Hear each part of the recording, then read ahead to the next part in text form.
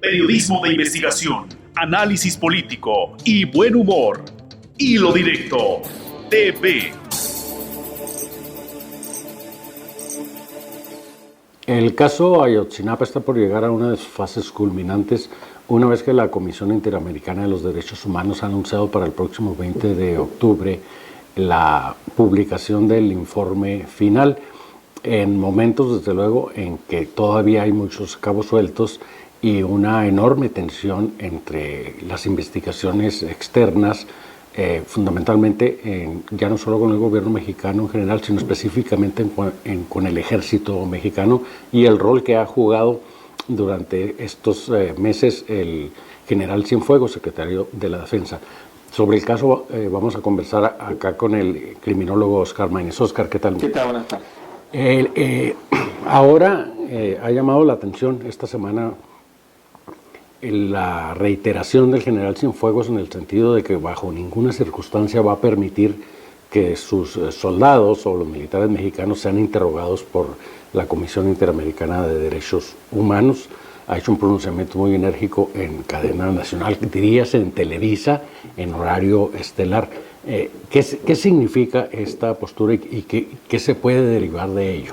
Bueno, es preocupante primero que nada porque cuando habla de bajo ninguna circunstancia, la circunstancia de que el presidente de la República se le ordene, que es el comandante en jefe de las Fuerzas Armadas, que es la suprema autoridad civil de la nación, y que el ejército está para servir a la nación, sería lo suficiente para que accediera a permitir que los expertos interrogaran a sus soldados.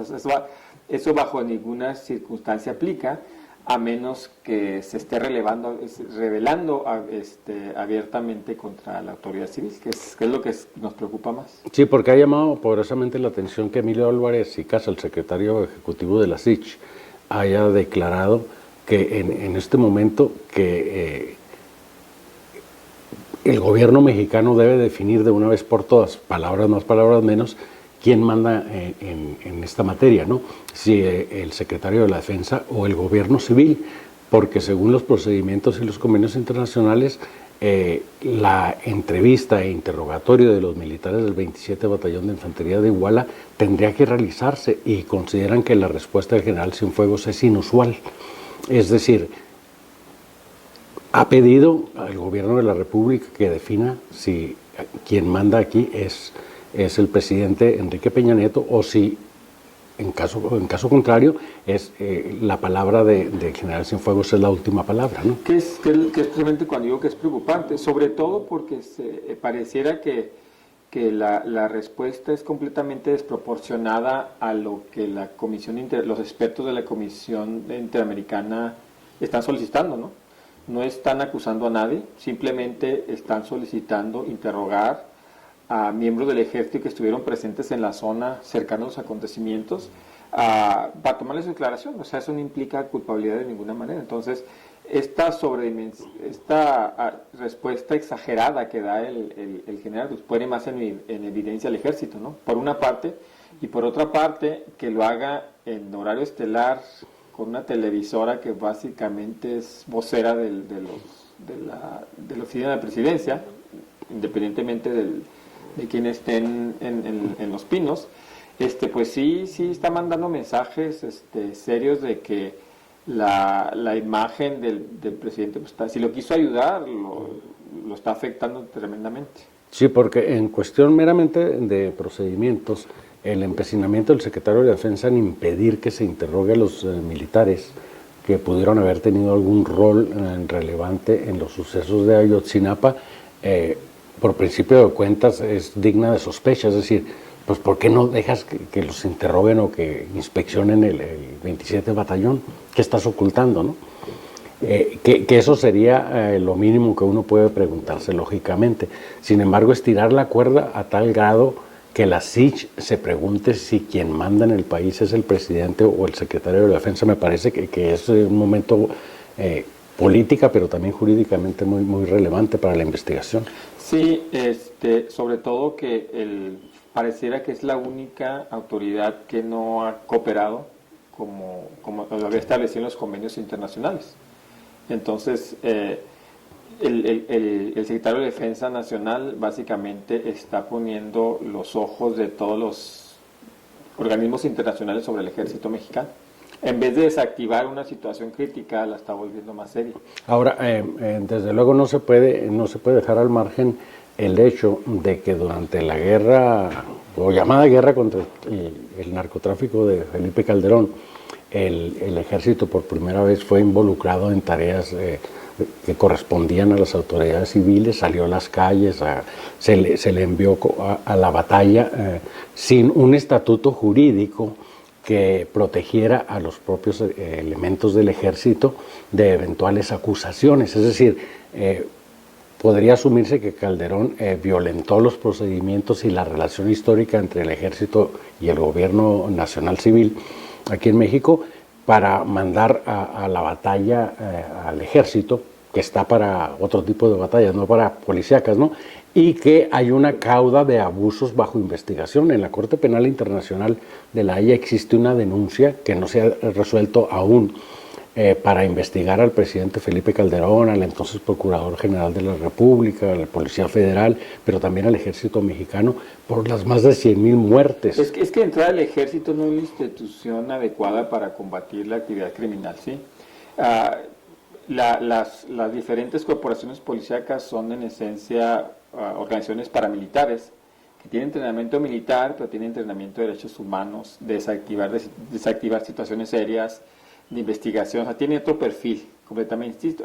El ejército es básicamente para combatir, para defender la nación, implica destruir al enemigo, o sea, no está para negociar ni para ningún tipo de sutileza. Entonces, de entrada, siempre que históricamente el ejército lo ponen a hacer este tipo, aquí y en todas partes del mundo, cuando el ejército lo ponen a cumplir funciones policíacas, necesariamente conduce a abusos de derechos humanos. En México hay muchos casos documentados.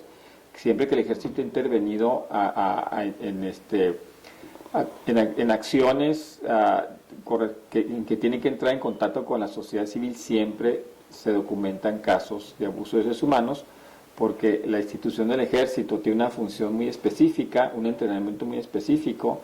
Me imagino que la gente que seleccionan para ese tipo de trabajos también tiene una persona específica, y la policía debe ser otra institución completamente distinta. En estos momentos incluso la ONU en general, específicamente el relator especial en materia de derechos humanos, en su momento el relator para casos de tortura, para desapariciones forzosas, han intervenido en México y se declara ya, incluso por la propia CICH, un estado de crisis en materia de derechos humanos en México. Desde luego, esta crisis no es exclusiva o como componente exclusivo en la actuación del ejército mexicano. Están desde luego las policías federales, las policías municipales, las policías estatales y funcionarios de los aparatos de justicia con cuya actuación u omisión se ha llegado a un extremo preocupante en México de índices delictivos relacionados con homicidios o ejecuciones extrajudiciales, desapariciones, feminicidios, secuestros, tortura, ataques a periodistas. Es decir, es un caso realmente serio como para que el general dé la cara con un abordaje de evidente confrontación, ¿no? Sí, pero las instituciones policíacas municipales, estatales y federales supuestamente cuentan con instrumentos para evitar, supervisar y controlar todo tipo de abusos, ¿no? Tienen una área de asuntos internos, ¿sí? Están supuestamente en contacto directo con las comisiones estatales y nacionales de derechos humanos, reciben entrenamiento especial, ¿sí? Bueno, que muchos sabemos que estas instituciones no funcionan en la mayoría de los casos, pero tienen esa estructura diseñada a prevenir abusos de la autoridad hacia la sociedad. El ejército es otro animal completamente distinto, por eso siempre que sueltas el ejército necesariamente vas a incurrir en este tipo de abusos de derechos humanos. Por eso la imprudencia de utilizarlo como policía, porque no tenían el entrenamiento. Pudo haber agarrado elementos, capacitarlos y supervisarlos por autoridad civil. Sí, y entonces hubiera sido una estrategia un poquito más distinta. ¿Sí? Sí, es un problema que en el tiempo se ubica en la administración de Felipe Calderón, pero que se siguió de lleno en los primeros 3 años Enrique Peña Nieto también. Ahora, el Alto Comisionado de Derechos Humanos de la ONU ha solicitado ya a México una hoja de ruta para el retiro definitivo del ejército de las tareas policíacas, lo que coloquialmente se llamaba sacarlos de las calles. Entonces, en este momento me parece que lo más intenso de la confrontación con instancias internacionales se está dando desde el ejército, pero no necesariamente es el ejército el principal componente de la crisis, ¿no? Es decir, en el fondo lo que hay detrás de esta crisis de derechos humanos en el país es la grave impunidad que prohija todo esto y permite que siga ocurriendo, ¿no? Sí, los abusos y la tortura no la detienen ni con legislación, ni con comisiones, ni con publicidad en los medios. La tortura la detienes castigando a los torturadores, ¿sí? Y eso nunca ha pasado. Históricamente en nuestro país, casos documentados de tortura han quedado en completa impunidad, y eso fomenta que siga dando este tipo de fenómenos. De hecho, también una investigación de la ONU reciente estableció que la tortura sigue siendo un instrumento que utilizan las policías sistemáticamente para cerrar casos, que eso es gravísimo, ¿no? Y en el fondo, la responsabilidad de que esto ocurra, pues corresponde al gobierno de la República, ¿no? Y a los estatales, porque tú ves cómo todas las comisiones estatales de derechos humanos son cooptadas por el gobernador en turno, ¿no? O sea, se tiene que rediseñar el mecanismo para seleccionar las comisiones estatales, las comisiones nacionales de derechos humanos, hacerle un organismo autónomo, ciudadano real, y darles dientes no nomás para emitir recomendaciones, simplemente para inclusive plantear la forma de sancionar a los, que lo va a hacer finalmente las procuradurías, pero dar básicamente el modelo para cómo sancionar a los funcionarios que violen las garantías de los ciudadanos. Entonces, el problema es sistémico, el sistema está mal diseñado, por eso sigue dando. Entonces, si tienes un sistema disfuncional, va a producir disfuncionalidad, no puedes esperar otro tipo de resultados. Desde luego, en los más altos niveles es donde correspondería en todo caso dar señales y tomar decisiones claras e inequívocas de combate a la impunidad. Si desde el nivel de presidencia hacia abajo no hay estas señales, difícilmente lo puedes esperar en gobiernos estatales o municipales. No, claro que no. O sea, de hecho, la cabeza de cualquier institución marca la línea a seguir y eso va permeando hacia abajo.